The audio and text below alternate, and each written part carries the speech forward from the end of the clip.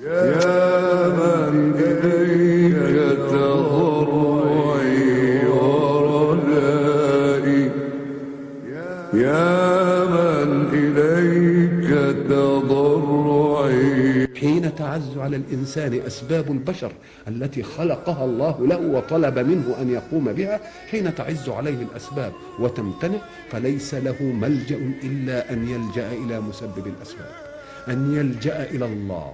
إذا فاللجوء إلى الله وهو مسبب الأسباب إنما يكون بعد استنفاذ الإنسان للأسباب، لأن الأسباب إنما هي عطاء الله، يده الممتدة بالخير إلى خلقه. فكون الإنسان يترك يد الله ممدودة بأسبابه ثم يطلب من ذات الله أن تعينه، ذلك ليس بأمر منطقي. فرسول الله استنفذ كل سبب، فلما ضاقت الأسباب أصبح مضطرا، والحق يعلمنا أمن يجيب المضطر إذا دعاه. ومعنى المضطر الذي عزت عليه الأسباب ولم يعد في مكنته أن يصنع شيئا، فهو يلجأ إلى ربه وإلى معينه.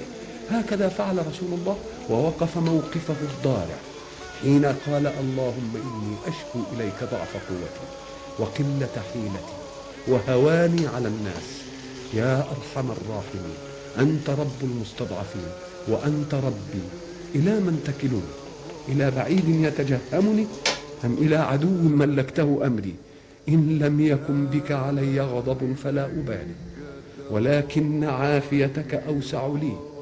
أعوذ بنور وجهك الذي أشرقت له الظلمات وصلح عليه أمر الدنيا والآخرة من أن تنزل بي سخطك أو تحل علي غضبك. لك العتبى حتى ترضى، ولا حول ولا قوة إلا بالله.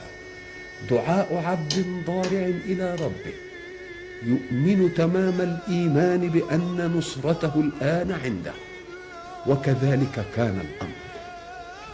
ذلك الجو النفسي الذي استوجب من رسول الله أن يضرع إلى ربه هذه الضراعة، كان الجواب من السماء أن يعزي الله رسوله وحبيبه ومصطفاه عن جفوة الأرض بحفاوة السماء، وعن وحشة أهل الأرض بإيناس أهل السماء. فجاء حدث الإسراء والمعراج قوة وشحنة وطاقة جديدة ليقبل رسول الله على منهج الدعوة واثقا بأن وصله دائما من السماء.